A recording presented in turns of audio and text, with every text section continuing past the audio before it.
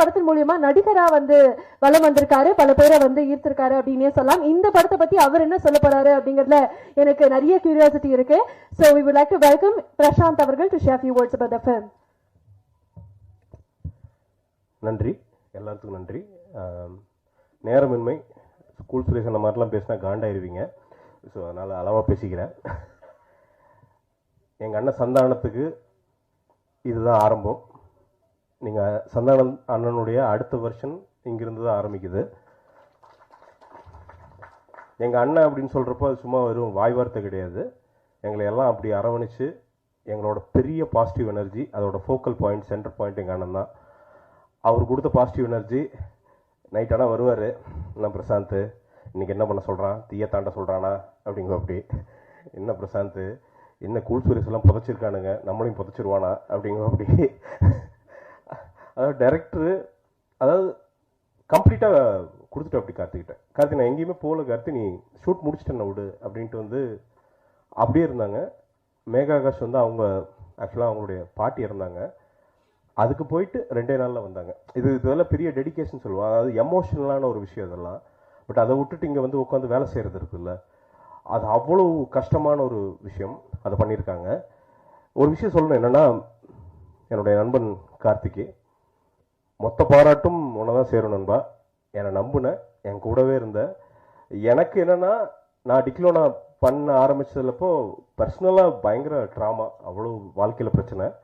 எனக்கு டிக்லோனாவில் இருந்தால் அவர் கொடுத்த அவன் சொல்லலாம் அவன் கொடுத்த பாசிட்டிவ் எனர்ஜியில் தான் அங்கிருந்து தான் வாழ்க்கை வந்து பாசிட்டிவாக மாறிச்சு.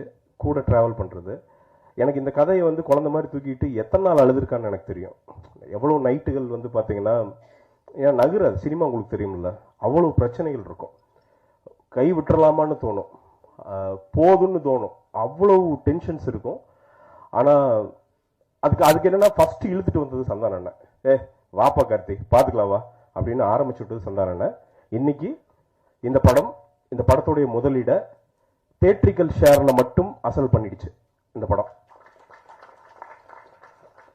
வாங்கின எல்லா ஓவர்சீஸ் டிஸ்ட்ரிபியூட்டர்ஸும் ஒருத்தர் கூட ₹1 கூட நட்டமாகாமல் எல்லாருமே ப்ராஃபிட் ஜோனில் இருக்காங்க. எல்லா டெரிட்டரியும் தமிழ்நாட்டில் வாங்கின, இந்தியாவில் வாங்கின எல்லாருமே சூப்பராக இருக்காங்க.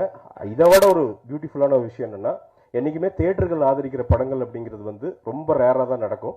இந்த படத்தை பொறுத்த வரைக்கும் F&B சேல்ஸ், அதாவது வந்து ஃபுட் அண்ட் பெவரேஜ் சேல்ஸ் அப்படிங்கிறது பொங்கல் படங்களுக்கு 80% இணையாக ஃபுட் அண்ட் பெவரேஜ் சேல்ஸ் வந்து நடந்திருக்குது அப்படிங்கிறது ஃபேக்ட். இதெல்லாம் வந்து மாற்ற முடியாது நம்ம. ஃபேக்ட். கேன்டீன் சேல்ஸு, கேன்டீன் வியாபாரம். அப்போ யோசிச்சுங்க, ஒரு கிளீனான என்டர்டெய்னர். நான் திருப்பியும் சொல்கிறேன், எனக்கு ஒரே ஒரு வருத்தம் தான், என் நண்பனுடைய டிக்லோனா இதே மாதிரி தியேட்டரில் ரிலீஸ் ஆயிருந்தா என்ன பண்ணியிருக்கும் அப்படிங்கிறத நான் யோசிச்சு பார்த்துக்கிட்டே இருக்கிறேன். இதை விட இதுக்கு ஈக்குவலாக நிச்சயமாக ஒரு வெற்றி அடைஞ்சிருக்கும். பட் எல்லாருமே கடவுள் வந்து ஒரு விஷயத்தை வந்து காக்க வைக்கிறார் அப்படின்னா, ஏதாவது ஒரு ட்விஸ்ட்டு, ஒரு டேர்னிங் பாயிண்ட்டை கொடுத்து ஒரு கிளைமேக்ஸ் கொண்டு ரெடி பண்ணுறாருன்னு அர்த்தம். இந்த படத்தோட கிளைமேக்ஸ் மாதிரி அது மாதிரி கார்த்தியை வந்து இதுக்கு தயார் பண்ணி அத்தனை தடையும் அவனுடைய வில் பவர்னால உடைச்சது. இதில் வந்து இந்த வெற்றிக்கு அதாவது டைரக்ஷன் சைடில் வந்து அவன் இழுத்துட்டு போன அந்த வெயிட்டெல்லாம் வந்து யோசிக்க முடியாத வெயிட்டு. அப்படியே பைத்தியம் மாதிரி உட்காந்துருப்பான். அப்படியே நைட்டு முடிச்சு அந்த ஷார்ட்லாம் முடிச்சுட்டு அப்படியே ஃப்ரேமாக ஓடுதியா அப்படின்ட்டு வந்து இப்படி தலையை பிடிச்சிட்டு உட்காந்துட்டு இருப்பான். நான் பாப்பா பொண்ணு எப்படியா கடவுள் இவருக்கெல்லாம் வெற்றி தந்துருட்டுன்னு. அதே மாதிரி தான் சேஷ் ஒன்னேன். இன்னைக்கு ஜாலியாக பேசிட்டாரு. நீங்கள் லிட்டரலாக அந்த கேரக்டராகவே இருப்போம். அப்படி உழுவாருங்க. இப்போ நான் உளுந்ததை பற்றி ரவிமேரியானும் இவங்களாம் நடராஜ் சார் பேசினார், எங்கள் முதலாளி நடராஜன் பேசினார். பட் என்னன்னா, சேஷ் ஒன்றை சாக்கடையில் விழுந்தார் அந்த வயசில். இன்னைக்கு பரதநாட்டியத்தை பற்றி பேசிகிட்டு இருக்கோம். சேஷ் ஒன்று அந்த பல்ட்டி அடிச்ச சாக்கடையில் அவர் வயசுக்கு உளுந்து ஒரு ஷாட் ஓகே ஆகிறதுக்கு உழுகிறதெல்லாம் இருக்குல்ல. மிகப்பெரிய காமெடியனுக்கு சற்றும் சளைக்காமல் அவருக்கு சம்பளம் தரணும். ஒரு முழு கேரவன் அவருக்கே இருந்து 10 அசிஸ்டன்ட் போட்டு பல லட்சம் ரூபாய், பல கோடி ரூபாய் அவர் சம்பாதிக்கணும்னு நான் மனசார நான் வேண்டிக்கிறேன். அவ்வளோதான். மற்ற எல்லா அண்ணன்களுக்கும் நன்றி. இப்போ ரவிமேரியா சார் இவங்கெல்லாம் புதுசாக சொல்ல வேண்டியதில்லை, ஏன்னா இவங்கெல்லாம் அண்ணனுங்க. எனக்கு வந்து MS பாஸ்கர் சார் இவங்கெல்லாம் வந்து என்னோட அண்ணனுங்க, என்னோட வழிகாட்டிகள். ஸோ இவங்கெல்லாம் ஒவ்வொருத்தராக தனித்தனியாக சொல்ல வேண்டிய அவசியம் கிடையாது. மெயினாக அசிஸ்டன்ட் டைரக்டர்ஸு, அதில் வந்து பார்த்தீங்கன்னா பிரேம், மஞ்சு, ஆல்பின் இவங்கெல்லாம் வந்து உழைச்சது வந்து சாதாரண உழைப்பு கிடையாது. அந்த படத்தை டெலிவர் பண்ணுறதுக்கு அவங்க வந்து பார்த்தீங்கன்னா எனக்கு தெரிஞ்சு மஞ்சுலாம் வந்து பார்த்தீங்கன்னா அந்த லொக்கேஷன் பிடிக்கிறதுக்கெல்லாம் அலைங்கிறதெல்லாம் சாதாரண இது கிடையாது. இவங்கெல்லாம் நிச்சயமா பெரிய டைரக்டர்ஸ் ஆவாங்க. ஏன்னா அதுக்கு எல்லா தகுதியும் உங்களுக்கு இருக்குது. அவங்க எல்லாம் டைரக்டர்ஸ் ஆகி பார்க்கணும்னு நான் ஆசைப்படுறேன்.